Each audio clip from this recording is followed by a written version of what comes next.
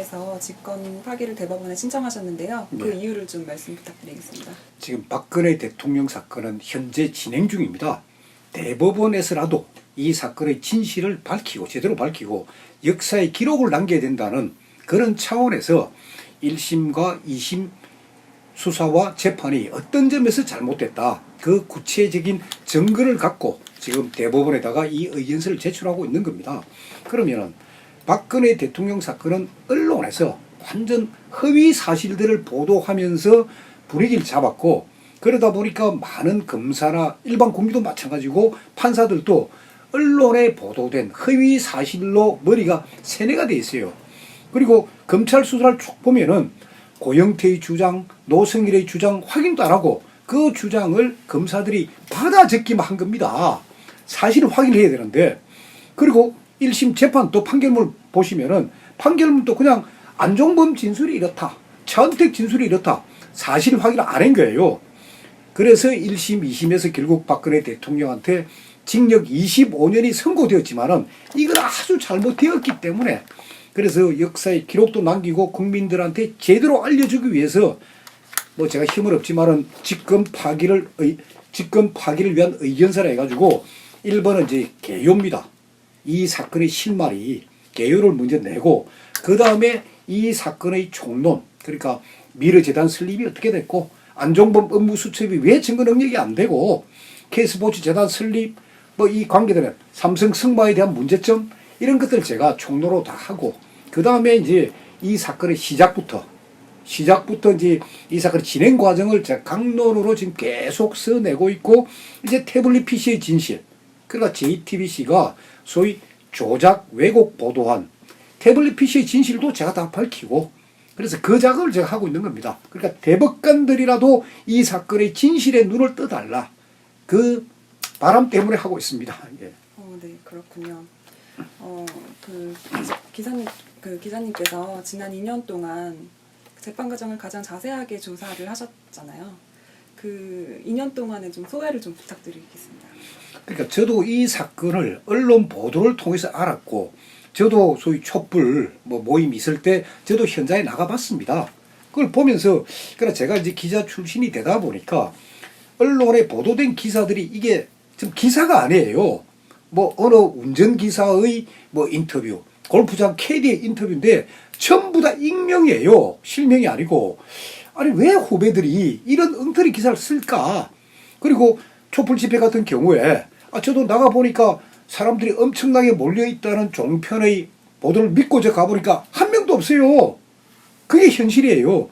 그러다가 제가 그렇다면 이 사건 한번 내가 실체를 봐야 되겠다. 그러다가 이제 결국 재판이 시작이 되고, 재판이 시작되면서 수사 기록들이 공개가 됐습니다. 그러니까 수사 기록을 보면서, 그리고 법정의 재판, 일주일에 4번씩 열리는 재판을 제가 쭉 가서 지켜봤어요. 뭐 어떤 경우에는 밤 11시에 끝나는 경우도 있었습니다. 쭉 지켜보면서 이건 아닌데, 그럼 그게 왜 그렇게 됐느냐. 언론의 허위 보도도 있지만은 검찰이 수사를 사건의 그러니까 실마리를 쭉 쫓아가가지고 본질을 건드려야 되는데 격가지예요. 언론에 보도된 허위 기사들 이런 것만 잔뜩 모아놓고 이 사건의 본질과 관계없는 것들만 기록을 모아놓으니까 기록이 30만 페이지지만은 핵심되는 기록은 거의 몇 쪽이 안 됩니다. 그러니까 언론의 허위 기사가 거의 60%예요. 증거 서류의 60%가 언론의 허위 기사입니다. 근데 그걸 버릴 수도 없고 안 볼 수도 없고, 자, 그런 상황이에요. 그래서 제가 이 보면서 이 판사들이나 그리고 검사들이라도 진짜 양심이 있다면은 이 사건을 제대로 봐야 되는데, 물론 수사 과정에서 제대로 이 사건을 파헤치려고 했던 검사들은 다 좌천이 됐습니다. 다른 데로 다 쫓겨갔습니다. 나머지 소위 특검이 원하고 검찰이 원하는 쪽의 수사를 하는 검사들만 지금 남아가지고, 이 박근혜 대통령 사건이 만약 다시 재판이 되고 만약 무죄가 되면은 그 수사 검사들 우리 책임 물어야 되거든요. 그렇기 때문에 저는 이 기록에다가 여기 소위 허위 진술한 그런 사람 이름도 쓰지만은 수사 잘못한 검사들 이름도 제가 다 공개를 하고 있습니다. 기자님께서 그러면은 지금 말씀 중에 촛불 집회를 통해서 조금 뭔가 실제와 다르다는 걸 느끼셨다고 했는데, 그럼 이 사건이 잘못됐다고 느끼게 된 결정적인 계기가 실제로 촛불 집회에 나가보셨기 때문인가요? 재판 과정이 아니고. 그러니까 세 번째 촛불이라는 게 네. 그게 11월 초에 처음 시작이 된 게 10월 29일입니다. 2016년 10월 29일 날 촛불이 처음 시작이 되고 세 번째 된 게 11월 중순에 시작이 됐는데 그때 제가 현장에 가게 된 게 서울 동숭동 그 소위 그 방송통신대학교에 대학생 3,000명이 모여서 2시부터 집회를 하고 그리고 5시에 광화문 가서 집회를 한다. 그래서 제가 바로 방송통신대학을 갔죠. 진짜 대학생들이 뭐라고 이야기하는지 보려고 갔는데 한 명도 없어요. 허위 보도예요 그게. 종편에서는 그 난리를 쳤는데 그리고 광화문에 왔어요. 그때가 세 번째 집회인데 그 지나가는 사람들 저도 기자이기 때문에 일일이 세봤어요. 쭉 세보면서 제가 볼 때 한 3만에서 한 3만 5천 명쯤 되겠다. 긴 한 줄 그리고 나가는 줄 이래서 제가 다 세버리고 그 정도. 그리고 경찰 발표도 마찬가지예요. 3만에서 3만 5천 명이다 하는데 아니 촛불 쪽에서 이야기가 30만 60만이에요. 이건 아니구나. 그리고 세월호 7시간과 박근혜 대통령 사건은 무슨 관계 있습니까? 헌법재판소에서도 세월호하고 박근혜 대통령하고는 아무 관계가 없다고 헌법재판소 판결문에도 나와 있는데 세 번째 촛불 집회부터 등장한 구호가 세월호 7시간이에요. 그 구호를 보는 순간 저는 엄청난 이 선동이 시작되는구나. 이 잘못됐다. 그래서 제가 이제 이 사건 이건 내가 비록 뭐 지금 현역은 아니지만은 이 사건의 실체를 내가 한번 파헤쳐 보자. 그래서 이제 기록도 보고 재판에도 계속 참여하고 그렇게 했던 겁니다. 네, 그럼 정말 힘든 일을 결정을 하시고 지금 지금 직접적으로 나서주시고 계신데 그럼 그 결심하시게 된 계기는 좀 아니 근데 이거 특별히 다른 것보다도 네. 그러니까 기자로서 제가 봤을 때 이건 진실이 아니다. 그러니까 사실 바로 잡아줘야 되겠다 하는 그 부분이 있었고 그 다음에 이제 이 변호인단 중에 한 사람이 저하고 고등학교 동기입니다. 그러다 보니까 제가 기록을 소위 입수할 수가 있었습니다. 기록 입수가 안 되면은 이 사건을 볼 수가 없죠. 그래서 변호인단의 한 분을 통해 가지고 제가 이 기록을 보면서 이건 잘못됐다. 그러면 검사들이 수사를 할 때 이제 상대방이 진술을 하면은 그러니까 물어보고 의문단을 계속 물어보면서 그리고 이게 사건 실체를 파헤쳐야 되는데 받아 적는 것 하는 거에 검사가 당연히 해야 될 질문도 안 하고 받아 적기만 하는 거 보면서 이 수사가 참 잘못되었구나. 그러면서 기록을 보면 볼수록 그리고 재판을 방청을 하면 할수록 이거 완전히 잘못됐다. 그래서 대법원 지금 많은 분들이 뭐 박근혜 대통령 사건을 뭐 접어두고 문재인 정권 퇴진운동을 해야 된다고 하지만은 제가 볼 때 일단 박근혜 대통령 사건은 현재 재판이 진행 중입니다. 대법원에서 재판이 진행 중이기 때문에 이거부터 밝히고 그러면서 문재인 정권 규탄하고 퇴진 요구대로 하라 이거예요. 네, 의견서를 보면 이진동 기자나 김의겸이 그 윤석열 검사한테 상담을 많이 했다고 나와 있어요. 예.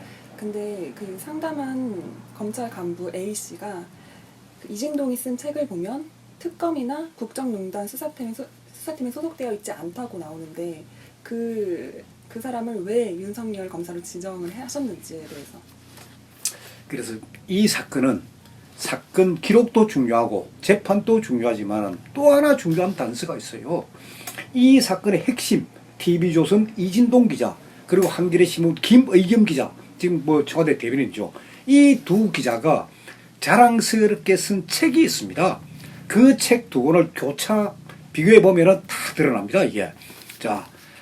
이 책은 제가 소개해드리긴 뭐한데 이 최순실 게이트라 해가지고 한겨레 신문 특별 취재반이 책인데 이 책에 보면은 김의겸이가 2016년 8월 19일 날 윤석열하고 통화를 해가지고 윤석열로부터 미르재단이 핵심이다. 이게 결국 박근혜 정부의 명줄이 걸린 사건이다 하는 이야기를 쭉 조언을 해줍니다.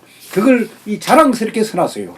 그리고 8월 19일 날 만나고 난 뒤에 2016년 8월 28일 날 그 일주일 뒤에 이진동 기자가 쓴 책에 8월 28일 날 내가 A하고 통화를 했다. 당신 한겨레 신문 기자 만났느냐? 만났다. 어디까지 이야기해 줬느냐? 이게 박근혜 대통령 정부의 명줄이 걸린 사건이다 하는 부분까지 이야기해 줬다. 그게 다 나옵니다. 그리고 이진동 기자가 윤석열의 신분을 감추기 위해 가지고 뭐 A 검사라고 써놨지만은 정황상 그리고 이 A 검사가 당시에 수사 라인에 있지 않았다. 그게 무슨 말이냐? 대전 고검검사였어요. 윤석열은 수사 라인이 없었고, 그리고 윤석열이가 소위 특검 수사 팀장이 됐다는 사실 감추기 위해 가지고 책에다가 그걸 안 했다고 써놨지만은 기자인 저도 잘 알죠. 취재원 보호 차원에서 그런 표현을 쓰지만은, 그러나 여러 가지 단서들 지금 거의 증거가 한 6개 있어요. 그걸 딱 조합해보면 이게 윤석열이고, 그리고 김수현 녹음 파일. 김수현 녹음 파일에 보면은 거기에 김수현하고 고영태하고 이 자기 고영태 친구들이 주고받은 이야기 속에 이진동 기자가 한 검사를 곧 만나고 난 뒤에 우리하고 이야기를 하기로 했는데, 그 검사가 변장균 신정아 사건을 수사했던 검사다 하는 부분이 또 나옵니다. 그러면 변장균 신정아 사건은 윤석열 검사가 대검 중수부 과장 시절에 수사를 했고, 이진동 기자는 신정아 변장균 사건을 자기가 특종 보도한 기자라고 엄청나게 자랑하는 기자예요. 그러니까 그때부터 이미 다 연결되어 있는 그런 사람들이에요. 그리고 기자들이 이 선책에는 날짜들이 다 나와 있어요. 윤석열 검사하고 언제 통화를 했다, 언제 만났다. 그래서 제가 날짜까지 공개를 하고 있습니다. 이 직권 파기를 위한 의견서에. 그때 윤석열, 그리고 김의겸, 그리고 이진동 핸드폰 통화 내역 조사해라. 이진동 기자의 핸드폰 번호는 제가 알고 있고, 김의겸 기자의 핸드폰 번호도 제가 알고 있는데, 윤석열 검사의 핸드폰 번호를 제가 몰라요. 그러니까 고영태 핸드폰 통화 내역은 제가 갖고 있습니다. 거기 보면은 이진동 기자하고 주고받는 게 다 나와요. 그러니까 그 고영태 핸드폰 통화 내역하고 윤석열 검사의 핸드폰만 알면은 이게 다 교차 검증이 되는데, 윤석열 검사는 제가 핸드폰 번호를 모릅니다. 그러니까 저는 의견서에다가 바로 이진동, 윤석열, 김의겸이라는 이름도 받고 그 사람들이 언제 통화를 했다, 이 통화 내역을 수사해라, 확인하면 된다는 사실까지 제가 다 써놓은 겁니다. 네, 그러면 방금 정황상이라는 단어를 사용을 해주셨는데, 그러면 지금 책에 정확히 윤석열 검사라고 혹시 최순실 게이트 책에는 나와 있는 거예요? 다 책에 나와 있습니다. 제가 그 책은 읽어봤는데 거기 보면은 특검이라고 나오지가 않거든요. 이렇게 시작되었다는 이진동 기자의 책에도 네. A 검사라고만 되어 있고, 그리고 특검과 관계없다라고 써놨는데, 그것은 기자들이 취재원을 보호하기 위해서 하는 것이고, 그러나 이 이진동 기자의 책과 김의겸 기자의 책을 비교를 하면은 날짜도 맞물려지고 그 검사가 윤석열이라는 게 딱 이게 합쳐버리면은 똑같이 나옵니다. 다만 두 책에다가 윤석열이라는 이름 안 써 있어요. 이진동은 A 검사라 표시하고 김의겸은 사정당국의 한 관계자라고 표시를 해놨지만은 그 윤석열한테 들었다는 이야기, 그리고 윤석열 검사가 이진동한테 내가 김의겸 기자한테 이렇게 이야기했다는 이야기까지 이 책에 다 쓰여 있습니다. 그래서 정황상이 아니고 거의 사실상 이 윤석열이라는 게는 거의 맞는 것이고, 그리고 이 사건이 끝나고 난 뒤에 김의겸 기자는 어떻게 됐습니까? 한겨레 신문 잠깐 그만두고 난 뒤에 왜 그만두었느냐? 한겨레 신문 기자들이 김의겸 기자한테 반기를 드는 거예요. 사실을 보도를 해야 되는데 왜 당신 의도대로 한겨레 신문 보도를 해야 되느냐고. 그 반기를 들다 보니까 김의겸 기자가 몇 개월간 한겨레 신문을 떠납니다. 그러고 난 뒤에 청와대 대변인으로 가거든요. 그러니까 이진동 기자의 다음 갈 곳은 어디냐? 자기도 이제 김의겸 기자를 따라가야 돼요. 이 정권에서 어느 자리에 가야 되니까 이 책이 같이 나온 거예요.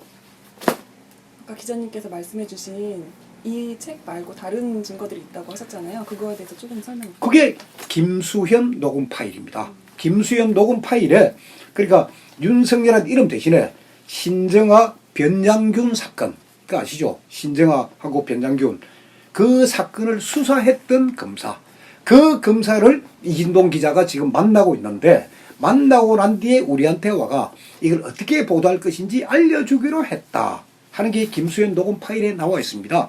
그래서 이경재 변호사가 재판 과정에서 이 부분을 근거로 해서 윤석열 검사를 증인 신청했습니다. 증인 신청해서 이 부분 바로 잡겠다, 바로 보겠다. 그리고 이진동 기자도 증인 신청을 했습니다. 법원에서 받아주지 않았죠. 이 증인 신청을 받아줘가지고 이 김수현 녹음 파일 속에 있는 그 검사의 이름 다 공개를 해야 되는데, 그리고 신정아 변장균 사건을 수사했던 검사가 13명인데 제가 그 사람들 동선을 다 추적해보니까 결국은 윤석열로 좁혀졌습니다.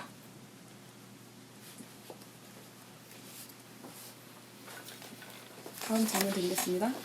그 차은택이 문화융성위원회를 이용해서 하려고 했던 일들에 대해서 조금 알려주세요. 그러니까 문화융성위원회라는 것은 그냥 대통령, 청와대 직속의 하나의 위원회입니다. 거기에는 우리나라의 문화예술 분야에 진짜 이름 있는 사람들은 다 있습니다. 거기에. 그리고 그분들은 무보수예요. 보수 없이 자기의 재능을 대한민국을 위해서 쓰는 그런 모임이에요. 그래서 문화융성위원회 1기가 있고 2기가 있고 3기의 멤버들이 쭉 있습니다. 그럼 차은택은 나름대로 그 당시에는 이 광고 감독으로서 이름을 날렸기 때문에 2기 융성위원회 이름을 올렸습니다. 올렸는데 차은택 기록 보면은 아니 문화융성위원회 하면서 난 봉급 받은 게 없다. 무보수로 이랬다. 그래서 자기는 그 보수를 뭔가 받아야 된다. 그래서 한 게 뭐냐. 문화융성위원회 하고 난데 자기가 문화창조융합본부장이 됩니다. 그 예산이 엄청나게 많아요. 그래서 2016년도 예산이 1,300억입니다. 1,300억을 2016년 4월 달에 이미 차은택이가 거의 다 써버리고 남은 게 47인가 70상 남았어요. 그리고 그 부분도 후임자가 누구냐? 여명숙이라는 여자입니다. 여명숙이가 후임이 되고 왔는데 그 여자가 못 쓰게끔 이거는 차은택 전임 본부장이 책정해 놓은 예산이니까 당신 쓰면 안 된다. 그래 되다 보니까 여명숙이라는 여자가 결국 그걸 이야기를 하는 거예요. 이진동 기자를 만나가지고 여명숙도 역시 이진동 기자를 만납니다. 만나가지고 차은택이가 1,300억을 국가 예산을 썼는데 그것도 문화창조융합본부에서 썼는데 영수증도 없고 이거 뭐 결산 그것도 없고 내가 그걸 하려고 가보니까 문체부에서 전부 다 막더라. 이건 잘못된 거다. 그래서 그 부분에 대한 소위 제보 그리고 그 부분에 대한 취재가 이 사건의 시작입니다. 그렇게 시작이 되는데 대전고검 검사로 한직에 가 있던 윤석열 검사가 주말만 되면 서울로 올라와가 이진동 기자 만나가 이야기하면서 그게 아니다. 미르재단은 제2의 1회 재단이다. 박근혜 대통령 퇴임문을 대변 재단이다. 뇌물이 된다. 이런 쪽으로 몰아라. TV조선이 최초 보도한 기사들도 전부 다 차은택, 김종, 박태환 이런 쪽이에요. 전혀 미르재단 아닙니다. 그런 쪽인데 윤석열 검사의 코치 조언이 있은 뒤로 이 방향이 확 바뀝니다. 그러면서 뇌물로 가게 되고 그러니까 이 사건의 제대로 파헤치려면 차은택의 국가예산 1,300억 유용사건 그 사건부터 파헤쳐야 되는데 그게 결국 박근혜 대통령께서 말씀하신 대로 대통령을 엮어버린 겁니다. 방금 말씀해주신 내용 중에 그 윤석열 검사 내용 부분 그 내용은 책에서 증거를 발췌하신 거예요? 그 당시 그러니까 2016년 8월 무렵에 TV조선이 이 보도를 할 때 처음으로 미르재단 문제가 2016년 8월 26일 날 첫 보도가 됩니다.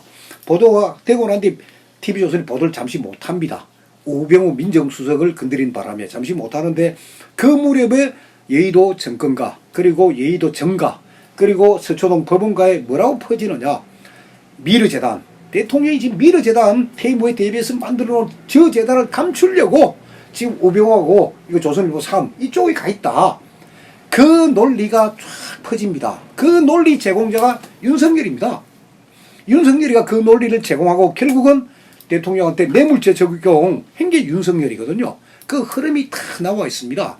그래서 저는 사실 우리나라 국민들이 이제 제대로 이 사건을 알려면은 기록도 기록이지만은 그리고 제가 공개하는 직권 파기를 위한 의견서도 의견서지만은 이 사건에 개입됐던 이진동, 소위 말해서 김의겸 이 기자들이 쓴 책도 비교해서 봐라.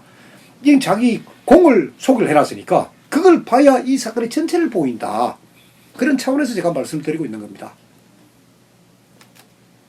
탄핵 재판 당시에 검찰이 고영태 일당의 녹취록을 좀 늦게 제출했는데요. 그 이유를 뭐라고 생각하시는지 궁금합니다. 자, 고영태하고 노승일이가 검찰 조사를 받은 게 2016년 10월 24일 날 노승일이가 조사를 받고 그리고 고영태는 27일 날 태국에서 들어옵니다. 들어와서 조사를 받아요. 10월 27일 대통령 탄핵도 발의되기 전이에요. 그때 검찰이 고영태하고 노승일을 검찰청사 안에서 4박 5일 동안 먹고 자면서 검찰이 조사를 합니다. 조사를 쭉 하는데 이 조사 내용이라는 게 어떤 사실관계 확인이 아니고 고영태는 이렇게 주장했다. 노승일은 이렇게 주장했다. 그리고 고영태 둘이 앉혀놓고 수사를 하는데 고영태가 이 생각 안 나 하면 노승일이가 그거는 이런 거야. 고영태가 대답 못하면 노승일이가 대답해주고 노승일이가 대답 못하면 고영태가 대답해주고 그런 식으로 수사 기록이 쫙 이루어집니다. 근데 그때 고영태는 김수현 녹음 파일에 대한 이야기를 전혀 안 합니다. 전혀 안 하니까 검찰은 몰랐던 거죠. 그러다가 결국 최서원, 안종범, 정호성이 이제 법원에가 재판이 시작되고 이제 재판이 진행 중이에요. 그때 이 김수현 녹음 파일을 제시한 사람이 누구냐? 류상령이라는 사람이 제시를 했습니다. 이 사람 이걸 제시하면서 이 사건의 진실을 봐달라. 진실은 이 속에 들어있다. 그때 그 녹음 파일 그러니까 컴퓨터 안에 다 저장이 되어 있습니다. 김수현이란 이 친구가 소위 컴퓨터 전문가예요. 날짜별로 해가 촉촉촉 해놨는데 그 보면은 몇 분짜리도 있고 1시간 넘는 파일도 있어요. 그걸 쫙 순서대로 해놨는데 2,300개입니다. 그걸 듣는 데 한 일주일 이상 걸립니다.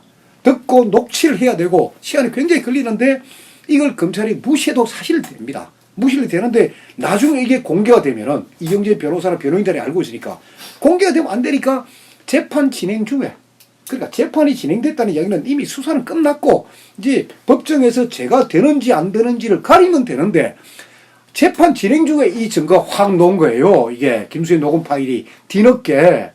그러니까 검찰은 결국은 이거는 고영태 애들의 농담 따먹기다. 그래 이건 별거 아니다. 증거 아니다. 그렇게 무시를 해버린 겁니다. 그러니까 헌법재판소도 탄핵 과정에서 그거 참고로 하겠다면서 듣지도 않은 거예요. 그걸 들어보면 이 사건을 알 수 있고 그 사건에 보면 한 여자가 등장을 합니다. 이현정이란 여자. 이 여자가 고영태나 노승일이나 얘보다 나이가 많고 그리고 소위 정치판에서 많이 활동한 여자입니다. 이 여자가 이렇게 해서 돈 빼먹고 이렇게 해서 돈 빼먹고 이렇게 쭉 따라옵니다. 그러나 그 이현정은 결국 검찰이 수사를 안 했고 그리고 그 이현정을 법정에 불러내려고 그렇게 요청을 했는데도 결국 안 나왔습니다. 이현정은 지금 이 사건 핵심 인물인데도 지금 완전히 가려져 있습니다. 그 이현정하고 이진동 기자가 소위 국회의원 출마했을 때 그 선거 캠프에 있었던 여자예요. 그래서 김수현 녹음 파일이 늦게나마 그래도 검찰이 수사 기록이 붙였다는 거. 그래서 고영태도 보면은 2016년 10월 27일부터 30일까지 4박 5일 동안 진술을 받은 거 외에는 김수현 녹음 파일 등장 이후에 다시 고영태를 부릅니다. 검찰이. 불러가 다시 조사를 하거든요. 이런 녹음 파일이 있는데 어떻게 된 거냐. 나중에 다시 수사를 합니다. 하다 보니까 지금 뭐 기록은 많고 재판이 빨리빨리 돌아가는데 언제 이 김수현 녹음 파일을 제대로 검증을 하겠습니까? 그냥 넘어가 버린 거예요. 그러면 검찰이 그거를 알고 있었음에도 불구하고 안 내보낸 게 아니라 나중에 뒤늦게 알게 돼서 이렇게 재판에 냈다는 말씀이신가요? 그렇죠. 그거를 제시를 했을 때 담당 검사가 무시를 했더라면 이건 김수현 녹음 파일의 영혼이 없어졌습니다. 그런데 무시를 안 하고 그 담당 검사가 일단 들어보자. 그리고 수사를 해야 되겠다. 걔가 수사를 한 겁니다. 투기자본 감시센터에 대한 자세한 설명을 부탁드리는데요. 특히 민노총과의 관계에 대해서가 궁금합니다. 예. 투기자본감시센터가 사실 이 사건을 검찰로 하여금 수사를 할 수 있는 빌미를 제공한 그리고 고발장을 제출한 단체입니다. 그래서 이 투기자본감시센터의 사무실이 은평구 녹번동에 가면은 길 바로 옆에 민주노총 서울시 본부라는 건물이 있습니다. 그러니까 그 건물은 가건물 형태의 3층인데 땅도 서울시 땅이고 건물도 서울시 건물이에요. 거기 민주노총이 갖고 있는데 그 3층에 투기자본감시센터라는 사무실이 있고 거기에 활동 인원은 한 3명 내지 4명이에요. 거의 아무것도 없는데 유일하게 하는 뭐냐. 민주노총에서 필요한 일들 거기에 소위 말해서 앞장서 고발장 제출하는 단체예요. 그래서 이 사건에 대한 투기자본감시센터의 최초 고발장도 박근혜 대통령이 예를 들어가지고 뭐 미래재단을 설립하고 뭐 이런 것보다 이런 게 아니고 박근혜 대통령이 소위 기업 활력을 위한 특별법을 만듭니다. 그러니까 기업 활력 제고를 위한 특별법. 그건 한시적인 법이에요. 대한민국 기업들이 소위 인수합병 M&A도 쉽게 하고 그리고 소위 덩치도 줄일 수 있게 하고 그리고 다른 새로운 사업도 할 수 있게끔 3년짜리 특별법을 만들어 가지고 대한민국 경제를 살리려고 하는데 그렇게 되면 결국 민주노총이 주장하는 자기네 조합원들이 해고당할 위기에 있습니다. 그래 되다 보니까 이 사람들이 길을 쓰고 막은 법이 소위 기업 활력 제고를 위한 특별법, 일명 그게 원샷법이랍니다. 그래서 이 원샷법 이걸 대통령이 소위 삼성과 LG로부터 부탁을 받고 그리고 소위 1조 원의 그리고 886억의 뇌물을 받는 대신에 1조 원의 이득을 재벌한테 주었다 하는 게 이게 고발 목표예요. 미르재단 설립에 듣고 케이스보재단 설립에 그게 아니에요. 대통령께서 노동법을 개혁하고 그리고 소위 기업을 위해 가지고 경제를 살리기 위한 기업 그 법들이 결국은 민주노총을 죽인다. 그거 막으려고 했던 거고 그 논리대로 수사한 사람이 윤석열입니다. 윤석열이가 결국은 이건 뇌물이다 하면서 엮어가지고 가는데 이 투기자본감시센터가 고발장을 제출하고 그 얼마 후에 이제 특검이 이제 발족돼야 된다는 여론이 일어나니까 특검 수사팀장으로서는 윤석열 검사를 추천합니다. 하고 성명서까지 나와요. 그러니까 특검은 어쨌거나 법조계를 떠난 그런 명망 있는 분을 하는 거고 윤석열 검사는 그 당시 대전고검 검사예요. 한직에 있는 검사인데 윤석열 검사를 특검 수사팀장으로 해야 된다. 그래서 결국 박영수 특검이 윤석열을 수사팀장으로 발표를 하고 윤석열 검사가 원하는 사람들 그게 뭐냐. 국정원 댓글 사건 수사를 잘못해가지고 소위 지방으로 좌천된 검사들을 끌어모아가지고 만든 그 팀입니다. 그 전체의 방향을 코치를 해준 데가 투기자본감시센터고 그럼 투기자본감시센터가 이 고발장을 내고 나면 고발인 조사를 받아야 됩니다. 그래야 고발인의 의도를 알 수 있거든요. 그런데 지금 이게 순수성이 의심되는 고발장인데도 고발인 조사는 받았는데 고발인 조사 진술조서를 검찰이 법원에 제출 안 했습니다. 그거를 제출해 달라고 이경재 변호사가 법정에서 그렇게 외쳤는데도 법원에서도 인정을 안 해준 거예요. 저도 그 고발장을 못 봤습니다. 그 고발장을 봐야 이 고발인의 의도가 나와 있고 소위 민주노총 그리고 이 박근혜 대통령 탄핵이랄까 수사 이르기까지 이걸 소위 나름대로 모의했던 그런 사람들의 음모를 알 수 있는데 아직 저도 못 봤습니다.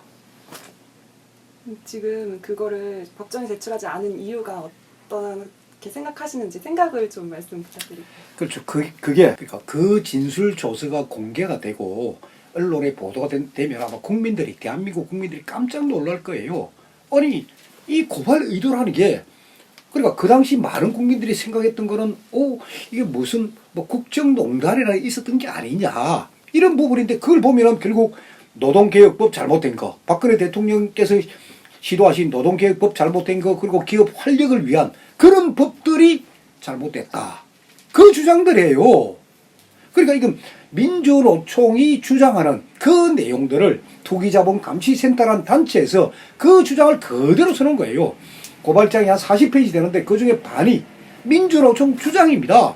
그러면 검찰에서 고발인 진술조서를 딱 받을 때 아니 이거는 지금 언론에 보도되고 있는 국민들이 궁금해하는 부분이 아닙니다. 이렇게 하면 그 고발인들이 이야기를 할 거 아닙니까? 지금 이게 정경유착이고 뭐 하는 거 그런 내용이 다 공개되면 검찰도 굉장히 창피스러울 거예요. 그러니까 결국 제출 안 하고 있고 이경재 변호사가 그러니까 이 사건은 고발인의 의도, 순수성이 의심된다. 꼭 제출해 달라고 법정에서까지 요구를 했습니다. 했는데 검찰은 당연히 제출 안 했고 재판부도 제출하라고 강요를 안 했습니다. 그게 아직도 안 나왔고 저도 보지를 못했습니다. 그 고발인 진술조서는. 그래서 그 고발인 진술조서는 이제 대법원에서라도 이제 그 기록 내놔라. 대법원에서라도 봐야죠. 과연 이 고발이 진짜 순수한 고발이었는지 아니면 진짜 민주노총의 주장을 담고 있는지 그걸 알려줘야 국민들도 야 박근혜 대통령께서 하신 그 예를 들어 공무원 연금 개혁이다 노동법을 바꾸려 했던 것이고 서비스 발전 산업위가 했던 것이고 소위 기업 활력 소위 기업이 M&A를 하고 덩치를 크게 할 수도 있고 작게 할 수도 있고 그리고 사업 안 되는 것을 빨리 합치고 하는 그런 일들을 막으려고 했구나. 그게 다 드러나죠. 그래서 저도 궁금해요. 그걸 빨리 공개해 주기를. 다음 질문 드릴게요. 특검이 삼성 이재용 승계 작업과 관련 있다고 밝힌 10개의 현안 허구성에 대해서 여기 기재가 되어 있던데요. 그 부분에 대해서 좀 자세하게 설명을 부탁드리겠습니다.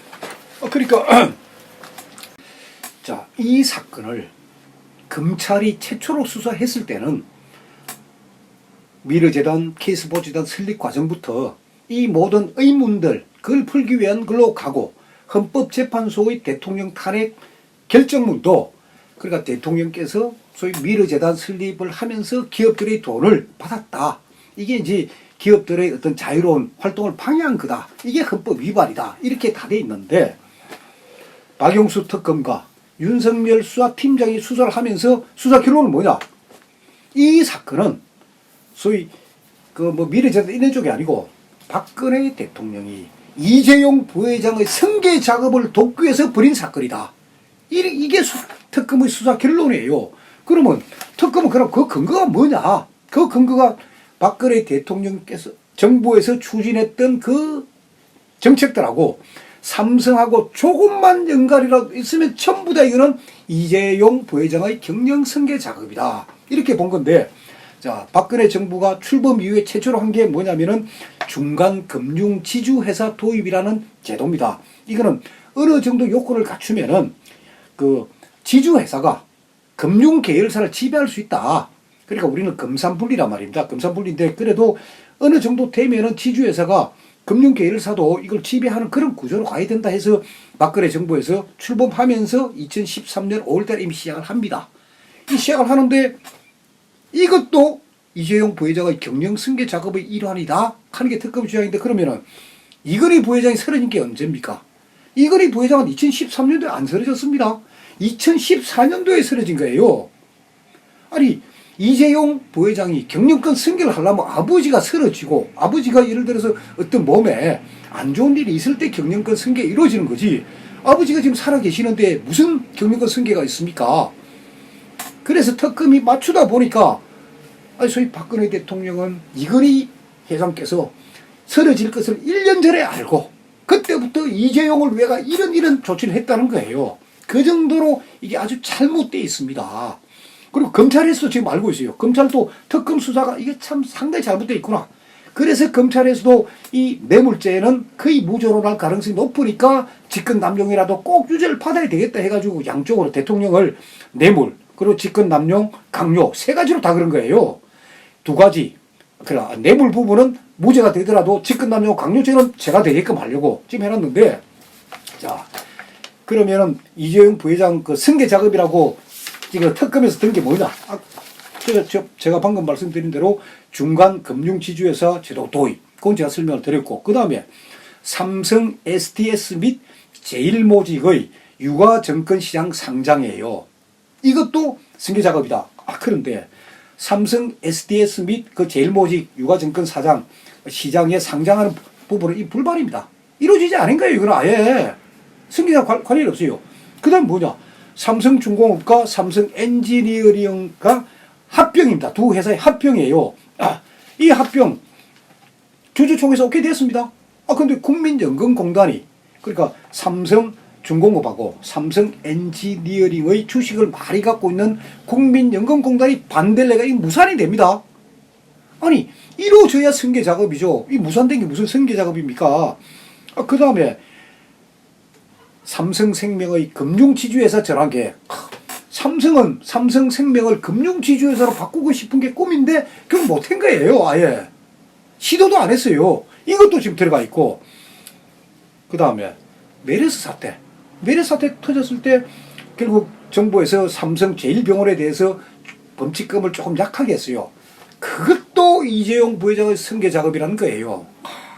모든 거를 삼성한테 약간이라도 유리한 사안은 전부 다 이재용 부회장의 승계 작업이다. 이게 특검의 논리입니다. 국민들께 꼭 드리고 싶은 말씀 혹은 백척간두에 서 있는 대한민국이 자유민주주의 체제를 유지하기 위해서 우리가 해야 할 일이 무엇일까? 그 부분에 대해서 말씀 부탁드립니다. 그러니까 어떤 일을 하려면은 우리가 선택을 하고 집중을 해야 됩니다. 지금 많은 애국 국민들은 일단 지금 문재인 정부가 잘못하고 있다. 그래서 문재인 정부의 퇴진이 우선이다. 그 다음이 박근혜 대통령 사건이라 하지만은 박근혜 대통령 사건은 현재 진행 중입니다. 그러니까 대법원에서까지 이게 결론이 나지 않는다면 그냥 형이 확정이 됩니다. 물론 형이 확정된다 하더라도 옛날 김대중 내란 음모 사건처럼 정권이 바뀌고 난 뒤에 재심이 돼가지고 바로 잡을 수 있겠지만 그때는 세월이 한참 지난 뒤입니다. 그래서 지금이라도 대법원에서 진행되고 있는 이 일들을 국민들이 알고 박근혜 대통령 이 탈핵 그리고 수사 재판 이 잘못된 것을 국민들이 구체적인 증거를 제가 써주고 있으니까 이걸 통해서 이걸 알고 그리고 이 사건이 제대로 되게끔 해야 됩니다. 그렇게 해야지. 그렇게 하지 않으면은 자 보십시오. 박근혜 대통령은 한 나라의 대통령이었습니다. 탄핵을 받아가지고 대통령께서 물러났지만은 그래도 일국의 대통령을 지낸 분인데 저런 분도 검찰과 법원에서 죄가 있다 없는 죄를 만들어가지고 죄가 있다고 하는 판에 박근혜 대통령 사건을 그냥 우리가 방치를 해버리면은 대한민국 국민 누구나가 희생자가 될 수 있다니까요. 누구나가 그냥 검찰이 마음대로 수사하고 법원에서 마음대로 재판해도 아무런 항의도 못하고 누구나 당할 수밖에 없습니다. 그래서 저는 다른 얘기보다는 대한민국 국민들께서는 이건 내 사건이다. 박근혜 대통령 사건이 아니고 이건 내한테 해당되는 사건이라는 인식을 가지셔야 됩니다.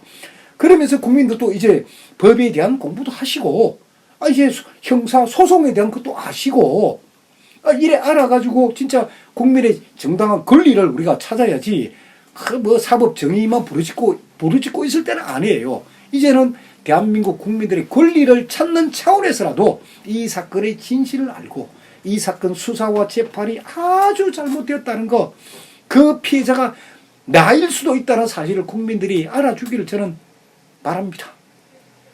우리가 이제 어떤 사건을 추적을 할 때 그러니까 범행의 동기랄까 이런 부분을 보고 추적을 해야 됩니다.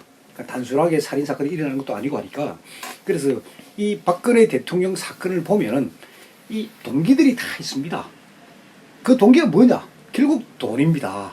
그러니까 차은택 같은 경우는 국가 예산 1,300억 그리고 차은택은 문화융성위원을 하면서 청와대 행사 그 모든 거는 차은택이가 땄답니다. 차은택 회사가 땄다고. 그리고 플레이그라운드라는 광고회사에 소위 KT나 현대자동차 그룹 광고를 주는데 그 플레이그라운드에 광고비가 들어가면 그게 전부 다가 그 즉시 차은택의 아프리카 픽처스라는 회사로 다 빠져나갑니다. 국민들이 알기로는 그게 최소리가 뭐 플레이그라운드 주인 아니냐? 전혀 아닙니다. 그런 부분이 검찰이 전혀 수사가 안 돼 있고 그럼 고영태는 이 사건에서 돈을 얼마나 먹었느냐? 고영태는 기껏 먹은 게 한 3천만 원 정도에 따져보면은 차은택이가 큰 돈을 먹고 안종범 수석이 큰 돈을 먹고 그 사람들이 그 돈을 먹은 자기 범죄 사실을 숨기려고 했던 것이고 그리고 이 사건에 그 부역자라는 표현도 쓰지만 저는 추악한 공직자라는 표현을 쓰고 싶은데 검찰이나 특검 수사에 협조한 사람들이 있습니다. 그 대신에 검찰이나 특검에서 특히 특검에서 영장 청구를 이 사람들 안 해버립니다. 우병우 수석이나 이재용 부회장 영장 기각되니까 계속해서 청구를 하지만은 아예 청구조차 안 합니다. 누구냐? 청와대 정무수석 박준우 그러니까 조윤선 장관 앞에 정무수석이 박준우 수석입니다. 블랙리스트 그분이 다 관여했던 부분입니다. 아무런 영장 청구도 없고 이 사건 기소도 안 됐습니다. 자 그리고 블랙리스트 사건 실무자는 누구냐? 비서실장이 지시를 내리고 이렇게 하는 게 좋겠다. 소위 나라가 돈은 없고 참 돈 요구하는 문화예술단체는 너무나 많고 그러다 보니까 참 대한민국을 위하는 그런 단체들 우선적으로 지원할 수밖에 없는 게 블랙리스트고 그 명단을 뽑아라 했을 때 실무자는 누구냐? 결국 문체부에서 파견 놓은 문화 담당 비서관이 실무자입니다. 정무수석실 모릅니다. 그런 거는 그 문화 담당 비서관 결국 영장 청구도 안 되고 이 사건에 전혀 관련 없는 것처럼 돼 있고 그러다가 워낙 여론이 안 좋으니까 특검에서도 기소를 했습니다. 불구속 상태 기소를 하니까 법원에서 그 문화 담당 비서관한테는 징역 1년 6개월의 집행유예를 해서 물론 구속으로 지키지 않았지만은 그렇게 많은 사람들이 협조를 했습니다. 그게 모철민 교문수석 했던 사람 프랑스 대사가 지낸 사람 특검회가 조사받고 다 했는데 모철민 수석의 기록도 지금 공개가 안 돼 있습니다. 뭐라고 했는지. 그러니까 그런 추악한 공직결, 특히 김종, 문체부 2차관, 김종 같은 경우에 구속영장을 청구해놓고 이제 기다리는 상태예요. 영장 실질 심사를 받고 기다리는 그 상태 동안에 특검에서 조사를 합니다. 그러면서 회유할 수밖에 없겠죠. 당신 이래 해주면 당신을 도움 주겠다. 그러면서 놓은 진술이 뭐냐. 2015년 1월 9일 날 청와대에서 김종덕 장관하고 자기가 대통령하고 단독 면담을 했다. 그 자리에서 대통령께서 정유라 지목하면서 정유라 같은 애를 키워야 된다고 자기가 대통령 하는 말을 들었다 하는 진술이 그때 나오는 거예요. 영장 실질 심사를 받고 영장이 발부될까 말까 하는 그 순간에 김종이 그런 진술을 쫙 합니다. 그러면은 자 당신이 그 이야기 들었다는데 문체부 차관이 대통령이 들었다면 뭔가 기록이 있을 거 아니냐. 대통령 앞에 갔으면 수첩이 있을 거 아니냐. A4 용지에 들고 가가 현관펜으로 적었습니다. 그럼 그건 어디 있느냐? 그거 제가 보관 안 하고 있습니다. 김종덕 장관 수첩이 있어요. 그럼 그 수첩에 아니 정유라 대통령 콕 집어서 정유라 이야기 했느냐? 정유라 같은 선수를 키워야 된다는 얘기를 했느냐 하니까 김종덕 장관 처음에는 제 수첩에 안 적혀 있습니다. 그런 얘기 없었으면 됐어요.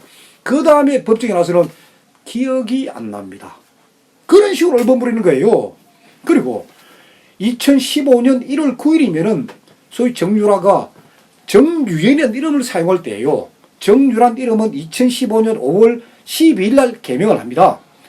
그럴 때면은 대통령 입에서도 정유연이라고 나와야지 정유라라고 나오면 안 되는 거예요. 대통령께서도 그 피의자 신문 조서에 보면은 나는 정유라인 줄 몰랐다. 정유연인 줄 알고 있었다는 거예요. 근데 검찰은 김종 진술서에 보면은 대통령께서 정유라를 꼭 집어서 했다. 그걸 제가 지적을 했죠. 이게 잘못됐다 하니까 검찰도 부랴부랴 정유라가 아니고 정유연이라고 했다. 그런 식으로 기록이 되어 있습니다. 그러니까 특검에서 상대의 신분을 굉장히 압박해가 이런 진술을 하지 않으면 안 되게끔. 자, 태블릿 PC도 마찬가지예요. 태블릿 PC도 이걸 소위 감정을 요청을 해야 됩니다. 감정을 요청할 수 있는 사람은 정호성 비서관밖에 없어요. 그러니까 최소원 사건은 태블릿 PC하고 아무 무관하기 때문에 최소원은 아무리 주장해도 감정이 안 됩니다.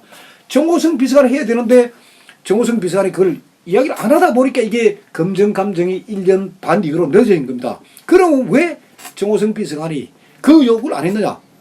검찰에서 정호성을 소위 재판에 해부 딱 하고 난 뒤에 재판 한참 진행 중인데 특검에서 정호성을 부릅니다. 정호성을 불러가지고 감정 철회해라. 감정 요구하지 마라. 당신은 공무상 비밀누설 그는 징역 1년이다. 그만 살고 나가라. 더 이상 우리 당신 문제 안 삼을 테니까 그 대신 태블릿 PC 감정 요청하지 마라. 특검 검사가 그렇게 강요를 합니다. 그게 진술조서에 나와 있어요. 그러면은 정호성을 특검에서 불러서 수사를 했다면은 수사 내용이 진술조 쫙 나와 있는데 보면은 딱 그 부분 저는 태블릿 PC 감정 안 합니다. 그럼 다른 이유가 좀 나야 되는데 그 다음 질문이 뭐다? 정의는 소위 그 정호성은 당신은 어느 학교를 나왔나요? 당신은 무엇을 전공했나요? 이미 조사한 내용을 또 묻고 있습니다. 진술조서. 진술을 했던 흔적은 남겨야 되니까 그런 식으로 진술조서가 다 꾸며져 있는데 기록이 워낙 방대하다 보니까 우리가 못 찾고 있는 거예요. 기록이. 그러니까 기록만 진짜 범죄사실 6화 원칙에 의한 범죄사실만 있다면 누구든지 찾을 수 있는 기록들을 언론의 허위 보도에다가 이 사건과 전혀 관계없는 공정거래위원회 국세심판소 이런 수사 기록을 갖다 붙여가지고 해놓으니까 안 볼 수는 없고 보다 보니까 결국 시간 흘러가 버리고 그렇게 이 사건이 진행된 거예요. 그래서 그걸 검찰 출신들의 이야기를 합니다. 그걸 이제 소위 물고기 홍어라는 고기 잡는 법인데 그냥 미끼 한 3, 40개 던져놓고 한 마리만 걸려라. 그게 박근혜 대통령 바로 사건입니다. 근데 지금 거의 하나도 안 걸리고 있거든요. 그러니까 검찰 공소장대로 지금 가고 있고 그래서 그래 가면 안 된다. 대부분의 사람들이 바로 잡아야 된다. 그래서 제가 직권 파기를 위한 의견서를 제출하고 있는 겁니다.